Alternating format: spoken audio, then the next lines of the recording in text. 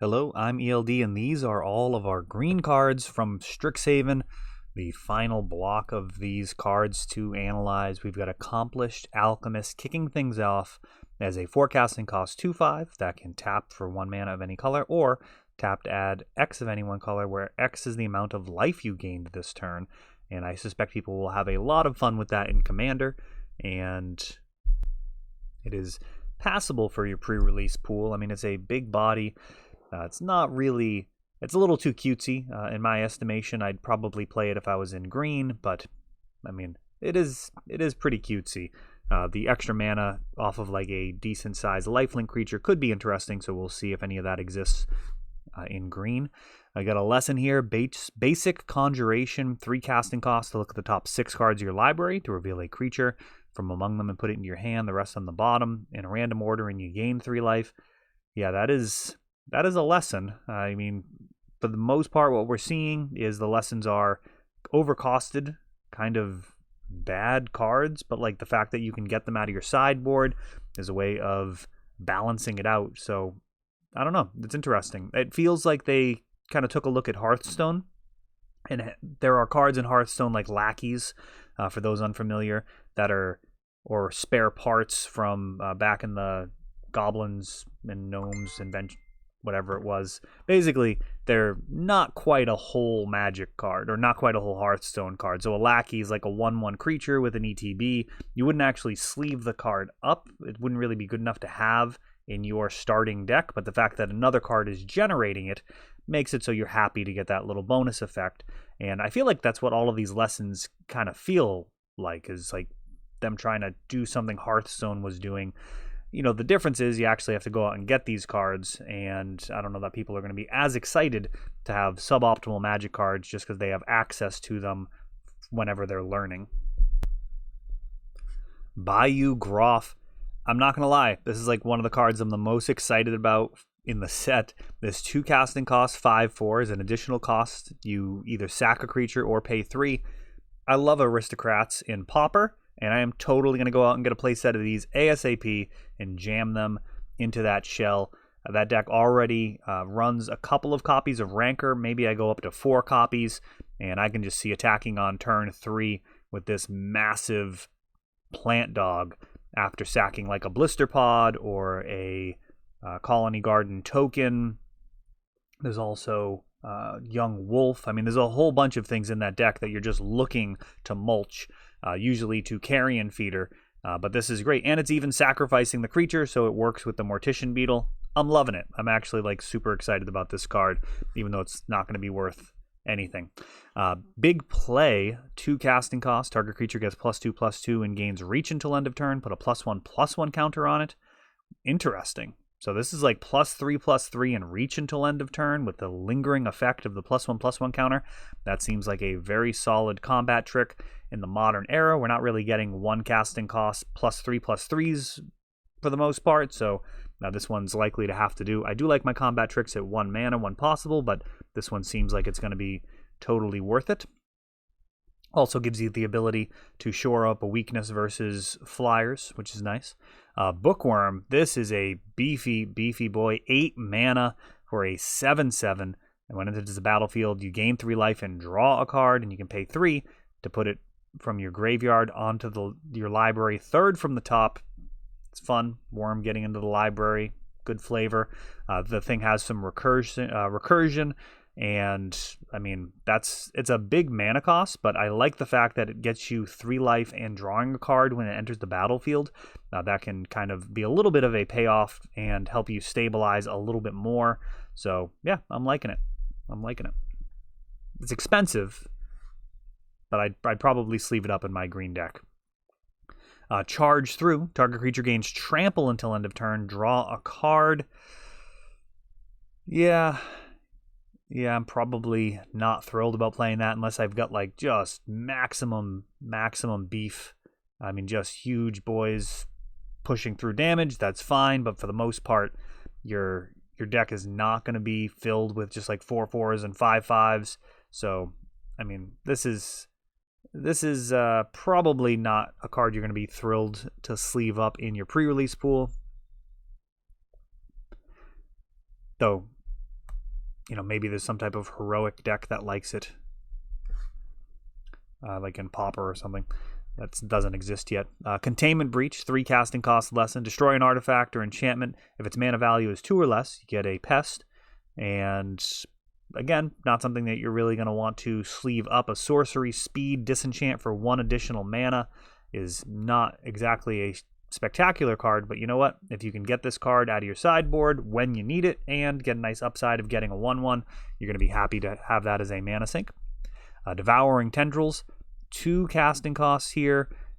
Target creature you control deals damage equal to its power to target creature or planeswalker you don't control. When the permanent you don't control dies this turn, you gain 2 life. So whatever you're targeting, when it goes to the graveyard, if it does this turn, you're going to gain 2 life. Note, it's interesting that it's going to take out planeswalkers as well. And yeah, I mean, that seems like fine removal. It's not the best thing in the world. It is vulnerable to your opponent killing your creature in response, but sometimes you got to take a risk for inexpensive creature removal. I'd rather do that than, like, there's a black card that lets your opponent draw a card. That is a much more legitimate drawback that's a much bigger drawback than just maybe your opponent can blow you out with some instant speed removal. Dragon's Guard Elite. I believe this is the buy a box promo. You can pay 6 to double the number of counters on it.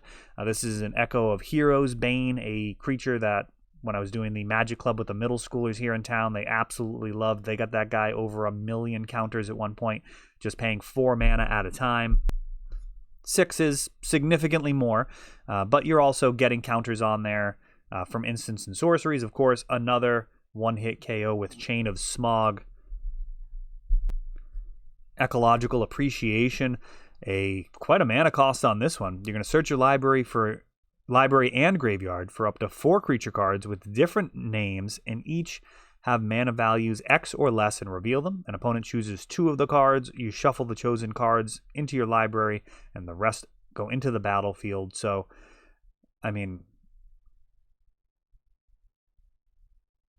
what are we doing here? Mana value X or less. So for 4 mana, you can get 2 1/1s into the battlefield, and then it just kind of scales up from there. It'll be interesting to see what combos people are going to choose to use this with in Commander. And for your pre-release, I mean, this is not the type of card I generally want to play in the pre-release. They're going to choose, keep in mind, 2 of the cards to shuffle into your library. So if you only have 3 creatures that fit the criteria, they're going to choose those 2 to go away, and you get the worst one of the 3. So, yeah, I mean, probably not something I'm going to sleeve up in my pre-release pool. Emergent Sequence, despite being a mythic. Emergent Sequence, 2 casting costs here. You search the library for a basic land, put it into the battlefield tapped, and shuffle, and the land becomes a fractal. It gets a +1/+1 counter on it for each land you had enter the battlefield under your control this turn, so maybe it's going to be a 2/2 if you've already played your land. That's the most likely scenario. So turn 2, you're going to ramp and get a 2/2 creature. That seems really strong. Like, this one seems totally fine. And worst case scenario, it's a rampant growth. So I think this is the type of card I'd be very pleased to have in my pre-release pool. It's going to smooth out the mana base, and I actually love the fact that it's potentially going to create a 2/2 for 2. And I mean, that seems great. I actually really like this card a lot, and it's probably going to be something people have fun with in Commander. You're already playing mana ramp in that format at 2 mana, but you, in the late game, if you're doing some type of shenanigans, bringing tons of lands in and out of the battlefield, then this is completely insane. Like World Gorger Dragon. There we go. Just infinite flickers and then jam this card. Exponential Growth. Until end of turn, double target creature's power X times. I love this card just because of the feel of it. The most powerful force in the universe, exponential growth. It's like the formula for life. You just keep doubling those cells and you end up populating entire planets. Love it. Like, this is just really fun. It's also not intuitive. Like, if X is 30, you can't really just intuitively understand how big that's going to be. Like, if you have a 1/1 creature and X is 30, it's going to be like a million or something, like a million, or a million 1 because it's just the target creature's power. So if you had a 1/1 creature and you double it 30 times, you're going to end up with like 1,000,000 power, which is not something that you would intuitively guess. And, you know, if you do it 60 times, like it's not obvious. Even knowing that that's 1,000,000, it's not obvious to people what the next iteration would be. So yeah, I like it. It's going to introduce some people to the concept of exponential growth. This is exactly why you don't want to carry any type of consumer debt, and you want to get your money working for you as opposed to paying other people interest. So you don't want to have car loans and that type of stuff, because this force is just really difficult to intuitively understand. It's not like adding piles of marbles or something where we have this kind of connection to it in a physical realm. Exponential growth is just really difficult to wrap your brain around, and you just have to do the math to figure it out. Like estimating how big something's going to be based off of a number of growth cycles. Like, is it going to be as big as this room, as big as Rhode Island, as big as the country, bigger than Earth? Like, you actually just can't intuitively sort that, which is part of the reason people end up with, credit card debt and stuff. Field Trip, 3 casting costs. Search your library for a basic forest and put it into the battlefield tapped, then shuffle, and you learn. I mean, I like the other one more, but this one's probably going to be totally playable, especially if you have some lessons to choose from that you're going to be happy to have the utility of getting whatever lesson best suits your current game state. Fortifying Draught, 1 green to gain 2 life. Target creature gets +X/+X until end of turn, where X is the amount of life you gain this turn. So this is actually very, very solid. +2/+2 for 1. And you gain the 2 life, which is nice, and it could potentially be more. So far, I am impressed with green. I may have to go red-green if I actually get a chance to play this, despite that not actually being a valid color combination with the gold cards. But man, there's some really good cards here. Gnarled Professor, 4 casting costs, 5/4 with Trample, and when it enters the battlefield, you learn. That's just a fantastic card for limited. I mean, truly is. I mean, the only thing I'd say is, like, if it was a 5/5, I would just be to the moon here. But if you get good value out of that learn, this card's just fantastic. Honor Troll, 2/3 vigilance for 3. If you would gain life, instead you gain that much life +1, and he gets +2/+1 as long as you have 25 or more life. So you're going to get a 4/4 for 3 with vigilance if you've gained a bunch of life. And that would be an incredible value. Either way, you're going to be totally fine playing this card. So far, green looking pretty good. Karok Wrangler, 5 casting costs, 3/3 with Magecraft. Whenever you cast a instant or sorcery, you're going to get the +1/+1 counter on target creature you control. So it doesn't just have to be the Karok Wrangler. It can be any of your creatures. And again, infinite damage with Chain of Smog. Like, a lot of damage. All your creatures. This guy, other guys, your whole team's getting infinite counters. Leyline Invocation, 6 casting costs. The fractal this time is going to be based off of the number of lands you control. So, you know, if you're playing this on turn 6 or 7, you're going to be getting a pretty big creature token. You're going to need that much mana anyways. So, at common, it's fine. I mean, you're going to have a lot of lands in limited. Ideally, you're going to actually reach 6 lands. So 6 mana for a 6/6 is fine. It's not great, but it's not embarrassing.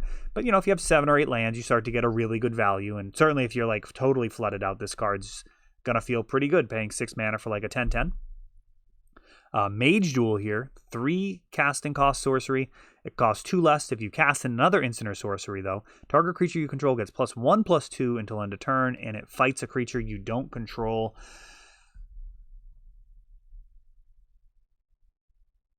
Yeah. A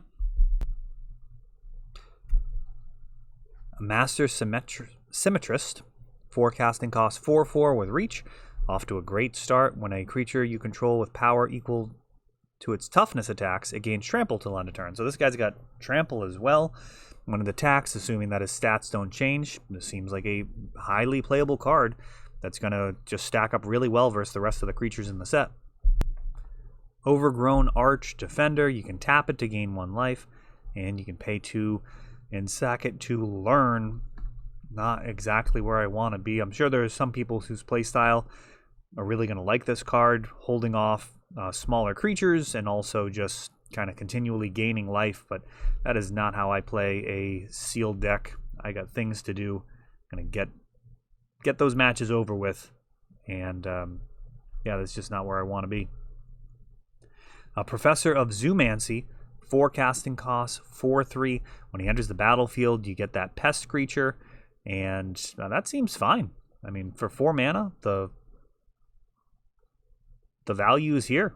Yeah, green so far is impressing me in terms of the pre-release pools. Reckless Amplifier, 2 casting costs, 2/2. You can pay 5 to double its power and toughness until end of turn. Again, I actually really enjoy those effects. So if you're paying 10, it's going to end up being an 8/8, and 15 makes it a 16/16. It just kind of keeps going crazy as you have more and more mana. So nice infinite mana sink. But yeah, just overall, I like the flavor. In terms of application, how do I feel about giving a +2/+2? I mean, I think if you're slapping other stuff on this, then it's a lot stronger. So just in general, paying 5 to turn this into a 4/4 is really not that great, but you know, there's some potential upside. But the fact that it's a 2/2 for 2 makes it very likely that you're going to sleeve that up if you're on green. You do need to contest the battle from the get-go. Wow, this one's good. This 2/2 with reach, and it's got +2/+2 as long as you control 8 or more lands. So in the late game, it stops just being just a small 2/2 creature. You're actually going to be so big that you can stand in front of the 2 and 3 power flyers of the format. So this one seems really strong. Spined Carrick, 3 casting costs, 2/4. You know, not the best power, but it does have a bigger backside. Type of card that you're not necessarily embarrassed to sleeve up. The 3 casting costs, 3/2, and enters the battlefield. You gain 2 life, so this does trade down with all the 2-drops in the format. You know, generally, it's like you kind of just want a 3/3 for 3 if you can get it, but you can't always, so decisions, they get made. You kind of take your trade-offs and make the best deck that you can for the pre-release. Tangle Trap is going to deal 5 damage to a creature with flying or destroy an artifact. We've seen a lot of these type of effects over the last few years. This is not the best of them, but it will kill most of the creatures in this format, and it didn't seem like there's enough artifacts to merit this being played in the main deck. Verdant Mastery, 6 casting cost sorcery here, and you can pay 4 rather than pay the mana cost. You search your library for up to 4 basic lands and reveal them. Put 1 into the battlefield tapped under an opponent's control if the 4 was paid, and then you put 2 of them into the battlefield tapped under your control and the rest into your hand. Then you shuffle your library. So, I mean, this is not the type of thing you want to be playing in your pre-release pool. Some goofiness, group hug-esque card, and you'll be fine playing with this in like a multiplayer commander game where you want to make some friends, as paying 2 mana or paying 4 mana to get 2 lands is a card effect that people are happy with. Augmenter Pugilist, this guy, big fan of. 3 casting costs, 3/3 with trample. I'm loving everything about that for limited. And then that nice upside of if you have 8 or more lands, he's actually an 8/8 for 3 mana, which is just totally unreasonable. The backside of that, we've got Echoing Equation, and you choose target creature you control. Each other creature you control becomes a copy of that, except it's not a legend, so you don't nuke your whole board. And that's an interesting breakthrough, especially if you have like pests and stuff. Turning them all into larger creatures can be pretty powerful. Probably going to use the front side of that card a lot more, but it's nice to have the option for some crazy win now card. Blex Vexing Pest, the Lord of the Pests, bats, insects, snakes, and spiders, as they all get +1/+1, and when he dies, you gain 4 life as compared to just the regular 1. So, fun card. Making those pests 2/2s is actually potentially very good if you've got a lot of incidental pest creation. Search for Blex, on the other hand, you can look at the top 5 cards of your library and put some of them into your hand, paying 3 life for each. probably a welcome effect in Commander, where you'd be happy to pay, like, just pay 15 life to draw 5 cards. That's not the worst thing in the world. That's not the best. I mean, it's no ad nauseum, but it does cost 1 less mana and is a huge chunk of card advantage. Getting 5 cards into your hand is quite a lot. And that's back to the beginning. There we go. That is the whole set. I hope you guys enjoyed these breakdowns. Let me know what your thoughts are if you want to see different angles or anything like that in terms of the perspective that I look at these cards through. And as always, thanks for watching. That is all for this one, but don't worry, there is a lot more. You can check out our older videos, and we're always putting out new videos from ELD's Time Vault Games in Bellingham, Massachusetts. If you want to help the channel, of course, you can like, subscribe, share, tap that notification bell so you can know the next time our new videos come out. Thanks for watching.